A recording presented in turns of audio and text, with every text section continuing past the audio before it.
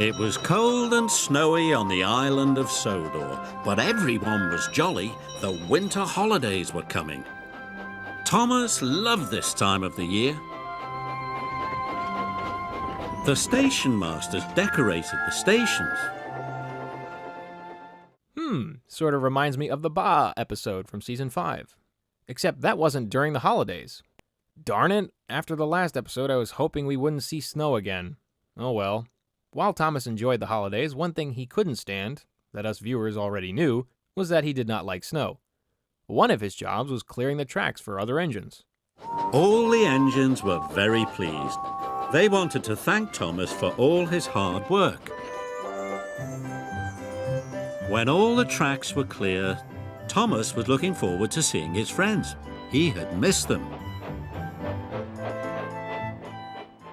I'm sure, especially if he was the only one clearing the tracks on the island of Sodor, which, to be honest, makes no sense.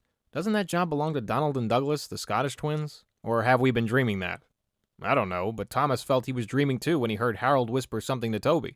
Don't tell Thomas about the surprise. Then Harold buzzed away, and Toby puffed back to his yard. Thomas felt left out. He liked surprises.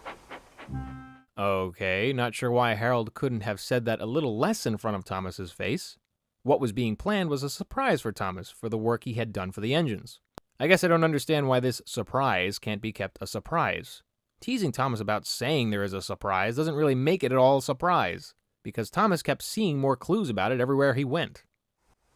Percy was bursting to tell his friend about it, but he raced away so that he wouldn't spoil the surprise. Thomas was cross.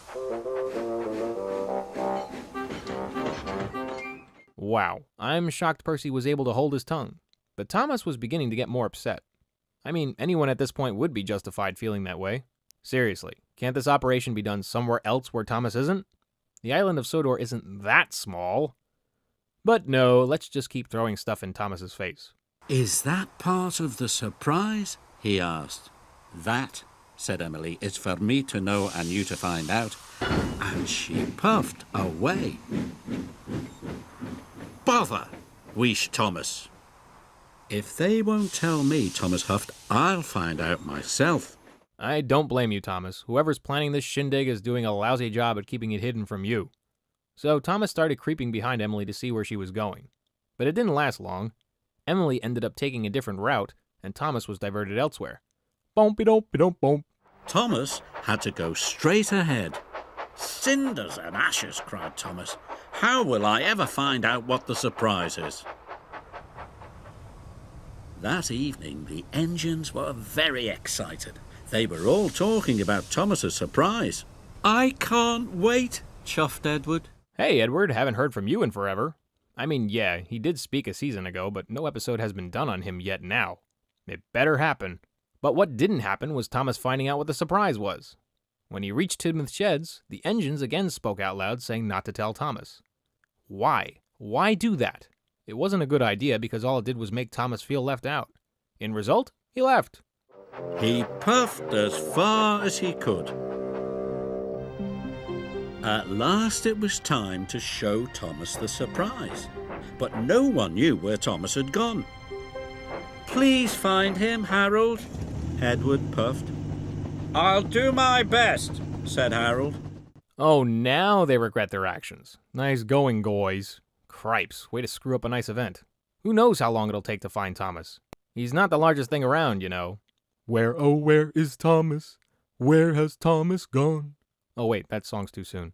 Besides, Harold found him in less than a minute anyway. There you are, old chap, he called. It's time for you to collect the children and to see the surprise. The children, puffed Thomas. Yes, it's a special thank you for keeping the lines clear of snow. Thomas was delighted. I would hope so. After feeling completely isolated the last part of the day, that frown better turn upside down. And so Thomas picked up the children at the station and took them to the surprise that was waiting for all of them. Of which it was a gigundo Christmas tree. Nice. Its lights shone and its baubles twinkled. And at the bottom of the tree were lots of presents. There was even some tinsel for Thomas. It's the best surprise I've ever had, Thomas puffed happily. At least it ended sweet. This story was weird for a couple reasons.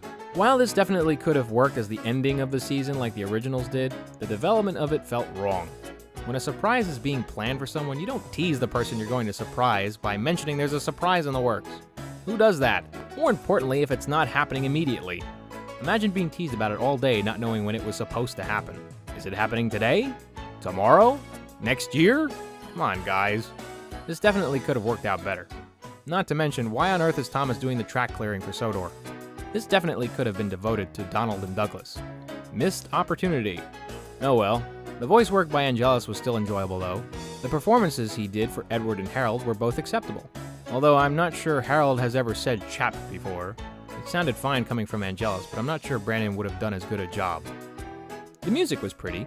Thomas's theme was heard several times as he entered and ended the story when picking up the kids. Even the creeping theme that was used as he followed Emily was interesting. And there even might have been a hint of a motif for Harold as he left to go find Thomas. The visuals were also dressed fairly well. All the stations looked great. There was Dryaw, Wellsworth, Maithwaite, Marin, and even, dun dun dun, Sudbury Station. If anything, I just wish the snow would actually look more realistic like the older seasons.